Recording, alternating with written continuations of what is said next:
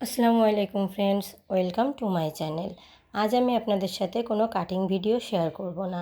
আজ আমি সেলাইয়ের ছোট্ট একটা টিপস শেয়ার করব। আমরা যে সালোয়ারের ফিতাঘর সেলাই করি, এই ফিতাঘরটা সেলাই করার ছোট্ট একটা টেকনিক। আমরা অনেকেই ফিতাঘরের সেলাইটা ঠিকঠাকভাবে দিতে পারি না, এজন্য আমরা টেনশনে থাকি। তো সেটা আমি একবার দেখিয়ে দিচ্ছি, আশা করি আপনারা সবাই একবার দেখলেই পারবেন। তো চলেন আমি সেলাইটা করে দেখাই। আমি এখানে একটা কুচি সালোয়ার তৈরি করব, আর সেটারই কোমরপটি আমি এখানে নিয়ে নিলাম। তো আমি কোমরপটি যতটুকু প্রয়োজন ততটুকু এখানে রেডি করে নিয়েছি, আর এবার এটা আমি সেলাই করে দেখাবো। আমাদের কোমরপটির যে মেন পার্টটা সেটা মোট আমার এখানে 9.5 ইঞ্চির থেকে একটুখানি বেশি আছে।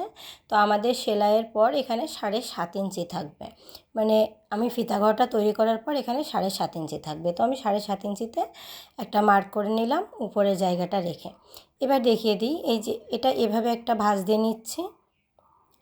আমরা যদি 2 ইঞ্চি নিয়ে থাকি ফিতাঘরের জন্য, তো সেই 2 ইঞ্চি এভাবে একটা ভাঁজ করে নেব, আর মাথার কাপড়টা এভাবে একটু মুড়িয়ে ভেঙে নেব। নেওয়ার পর এই যে এই জায়গাতে আমি একটা দাগ দিয়ে দেব, আর এই যে এই জায়গায় আগে একটা দাগ দেওয়া ছিল, এই মাঝখানে জায়গাটুকু আমাদের ফিতার ঘর তৈরি হবে আর কি। এই যে আমি উপরের এই অংশটা সেলাই করব, আর নিচের এতটুকু ফাঁকা রেখে এখান থেকে সেলাইটা ধরব, মানে মাঝের অংশটা আমাদের ফাঁকা থাকবে।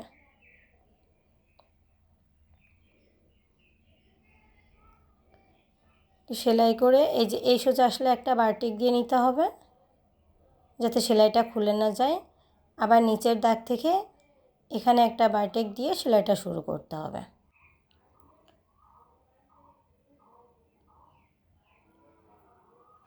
সেলাইটা এই দাগ বরাবর আমি শেষ করে নিলাম। এবার কাপড়টাকে একটু মেলে নেব।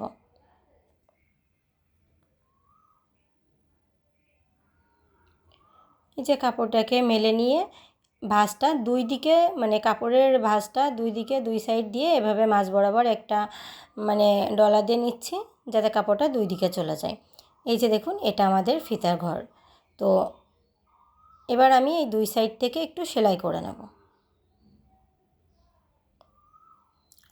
কাপড়ের দুই সাইডটা সেলাই করে নেব। এই যে আমাদের এই পর্যন্ত ফিতা ঘর হবে এতটুকু। তো আমি প্রথম থেকে একেবারে শুরু থেকে এখান থেকে সেলাই ধরব।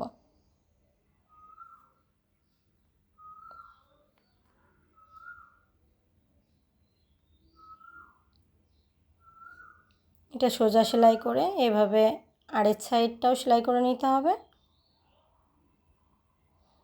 আবার ঘুরিয়ে লম্বা সাইডটা সেলাই করে নেব।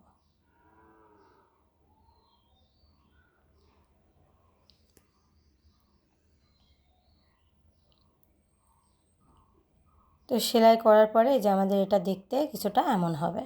এবার আমি যতটা আমাদের ফিতার ঘর মুড়িয়ে সেলাই করার ছিল ততটা ভাঁজ করে নিয়েছি। আমি এই যে এতটুকু মেপে রেখেছিলাম, এতটুকুই আমি ভাঁজ করে সেলাই করব।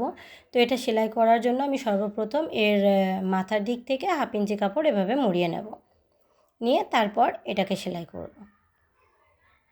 একটু খেয়াল করে দেখলেই বুঝতে পারবেন যে আমি কাজটা কিভাবে করছি। এই যে এটার উপর দিয়ে সোজাসুজি সেলাই চলে যাবে।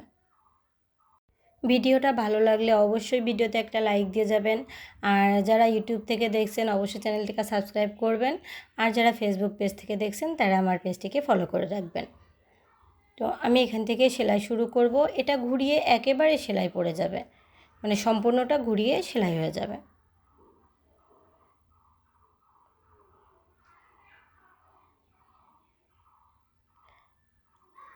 আমার চ্যানেলে আমি এমন ছোট ছোট টিপস সহ অনেক কাটিং এবং সেলাই ভিডিও শেয়ার করে থাকি।